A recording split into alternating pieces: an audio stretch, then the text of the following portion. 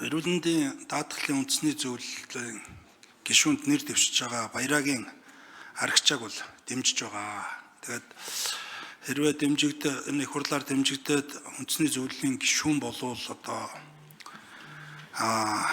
энэ бүтцийн чиглэлээр тэр дундаа энэ эрүүл мэндийн даатгалын сангийн хяналтын чиглэл рүү ямар ажил одоо санаачилж хийх вэ гэж би танаас бүр маш тодорхой асуулт асуумаар байна.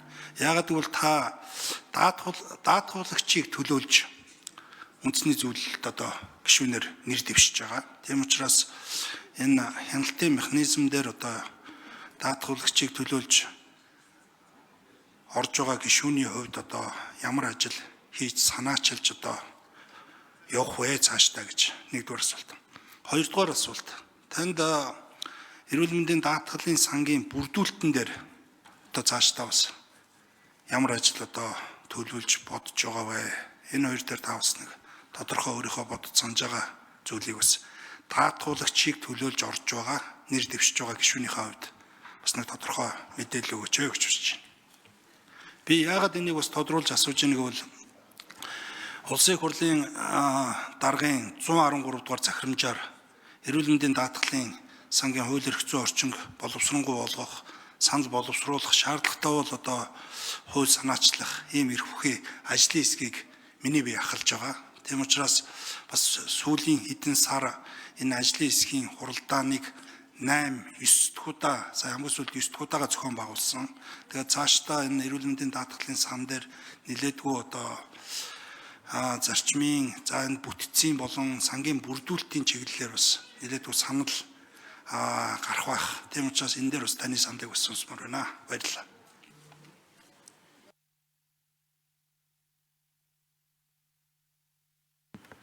За хариулт өгье. Нэр дэвшигч.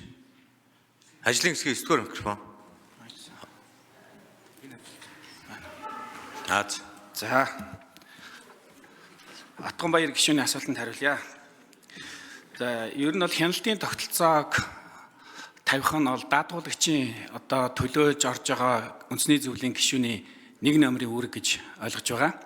Тэгэхээр хяналтын тогтолцоог 1 номерт одоо ямар байдлаар энэ хяналтын тогтолцоог тавих вэ гэх юм бол ер нь бол даатгуулагч иргэдийг шууд өөрсдөө хяналт тавих тэр тогтолцоог л бүрдүүлэх нь хамгийн чухал гэж харж байгаа. Наад зах нь эрүүл мэндийн энэ байгууллагууд дээр хяналт тавих, санал хүсэлтээ өгөх тэр одоо захин орчныг бүрдүүлэх шаардлага байна уу гэж харж байгаа. Өнөөдөр ийм Монголиагийн захин аппликейшнууд бий боллоо. Энүүгээрээ бид нар бас эрүүл мэндийн тусламж үйлчилгээтэй холбоотой, эрүүл мэндийн тусламж үйлчилгээ авсан зардалтай холбоотой, чанар хүртээмжтэй холбоотой энэ саналыг авах тэр механизмыг бүрдүүлэх бүрэн боломжтой гэж харж байгаа. За хоёрдугаарт үйлдвэрчний эвлийн байгууллага буюу нийт одоо даатгуулагчид төлөөж, олонхийг төлөөж байгаагийн хувьд эрүүл мэндийн бас энэ байгууллагууд дээр бас бид бас өөрсдийнхээ хэмжээнд бас QR код ажиллуулж эрүүл мэндийн тусламж үйлчилгээтэй холбоотой санал хүслүүдийг бас манай эрүүл мэндийн даатгалыг төлөөлж оролцсон, даатгуулагчид төлөөд оролцож байгаа энэ бас хүмүүсээрээ дамжуулж бид нар бас санал хүсэлт одоо болон чанар хүртээмжтэй холбоотой энэ зүйл дээр бид нар бол санал авч холбогдох эрүүл мэндийн байгууллагууд тусламж үйлчилгээ үзүүлж байгаа байгууллагуудад санал хүсэлтийг уламжилж ингэж ажиллаж байгаа. За хоёр дахь асуултанд гэх юм бол ер нь бол энэ төсвийг бүрдүүлэхэд бас олон талаас арга хэмжээ авах хэрэгтэй юм байна. Нэгдүгээр тийм даатгалын тогтолцоог улс төрөөс ангид байх гэдэг энэ зүйл дээр бол нэгдүгээр бас голлон анхаарах хэрэгтэй. Хууль эрх зүйн орчныг бүрдүүлэх чиглэлээр бас мэргэжлийн энэ хүмүүстэй бас зөвлөж мэргэжлийн хороо баг ажиллуулж ингэж ажиллах нь нэг талтай зөв болов гэж.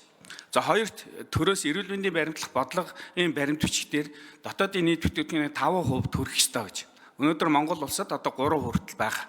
Тэгэхээр бас улсын төсөв баталгад хүртэл бас эрүүл мэндийн даатгалын тогтолцоотой холбоотой эрүүл мэндийн салбар руу чиглэсэн энэ асуудал дээр бас энэ 5% төрөх энэ жишг рүү ордуулах шаардлага байна гэж байгаа гэж харж байгаа.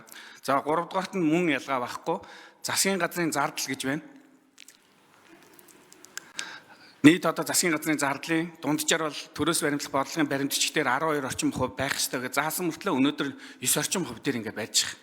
Тэгэхээр энэ одоо төрөөс бас тодорхой хэмжээний зардал мөнгийг тодорхой хэмжээнд эрүүл мэндийн даатгалыг боловсронгуй болох эрүүл мэндийн тусламж үйлчилгээг хүртээмжтэй хүртэх тал дээр бол төрөөс бас тодорхой хэмжээний бас төсөв санхүү дээр нь оруулах ёстой гэж харж байгаа. Хоёрдугаарт ер нь бол иргэний бас өөрсдийн хариуцлагын асуудлыг бас ярих ёстой гэж бодож байгаа.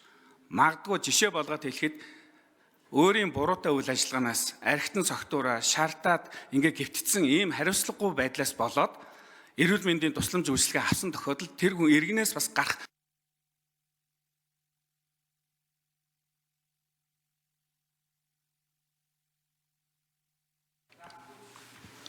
За Отгонбаяр гишүүн тодруулж асууя.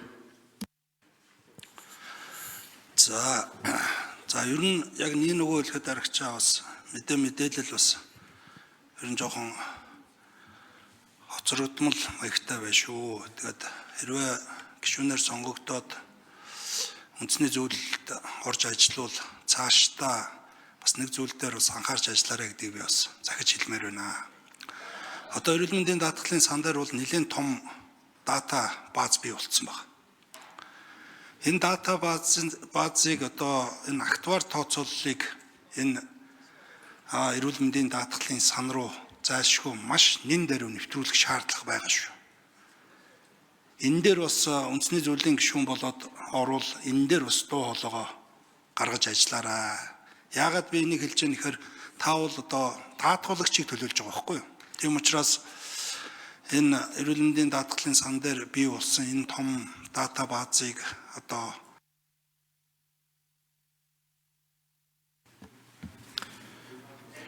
За Отгонбаяр гишүүний хэлж байгааг бас анхаараарай.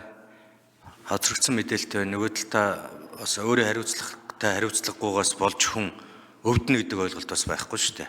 Өвчин зовлон бол гинтийн л асуудал. Өвчтөй эмнэлэг дээр ирэхээр чи өөрөө хариуцлагагүйгаас болсон байна гэд сууж идэг эрүүл мэндийн салбар гэж бол байж болохгүй.